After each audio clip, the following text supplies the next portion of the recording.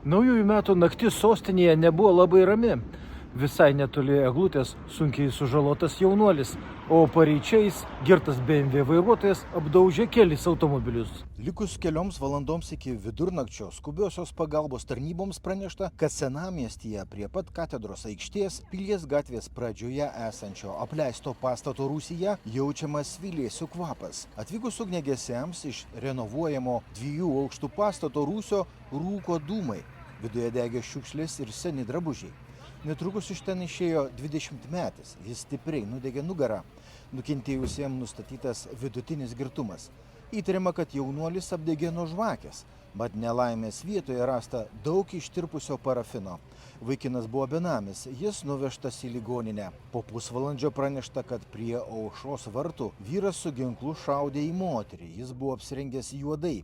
Įtariamojo ieškojo gausios policijos pajėgos, bet rasti nepavyko. Po valandos Islandijos gatvėje apstumdytas apsaugos darbuotojas. Policija užblokavo gatvę ir ieškojo įtariamojo su raudonu taksi automobiliu Toyota Prius. Užfiksuota, kad šis automobilis mėgino užvažiuoti ant apsaugininko. Lukiškių gatvėje restorane žmonės pavalgė šventinę vakarienę už 800 eurų, bet atsisakė sumokėti. Apie 10 vakaro įvairiuose sostinės globos namuose pasigesta 6 nepilnamečių. 11 vakaro pradėjo sproginėti pirmieji fejerverkai. Kartu pasipylė ir gyventojų skundai dėl petardų keliamo triukšmo.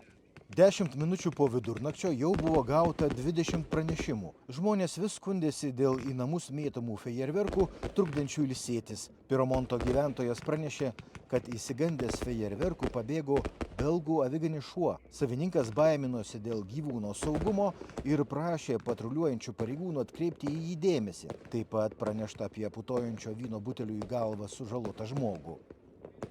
Pusę pirmos Trispalvės alėjoje prie Bernardinų sodo vyras nusirito į Vilnelę. Ištrauktas žmogus buvo sušalęs, bet medikų pagalbos atsisakė. Vilniaus rajone Šatrininkų kaime pareigūnai gelbėjo su trumpikėmis į lauką išėjusi ir pasiklydusi vyrą.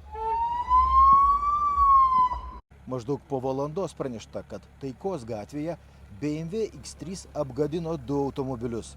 Gyventojai bandė sulaikyti vairuotoją, bet šis pasišalino. Netrukus bėglys sulaikytas Helsinkio gatvėje, jis vos nenuvažiavo į griovį. Prie vairo sėdėjęs 64 vyras įpūtė daugiau nei 2 promilės. Jam gresia baudžiamoji atsakomybė, o BMW gali būti konfiskuotas. Vėliau prasidėjo smurtas tarp artimųjų. Grybo gatvėje vyras su kėde puolė savo mylimąją. Atvykus pareigūnams paaiškėjo, kad medikų pagalbos reikia abiems sugyventiniams.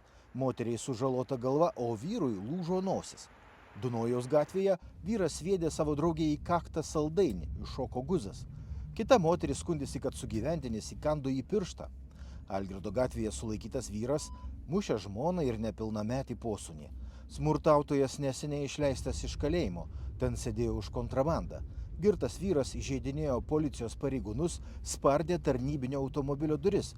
Galiausiai jis buvo nuvežtas į policijos areštinę, kur jau rikiavosi visa eilė tarnybinių mašinų su sulaikytais pažeidėjais.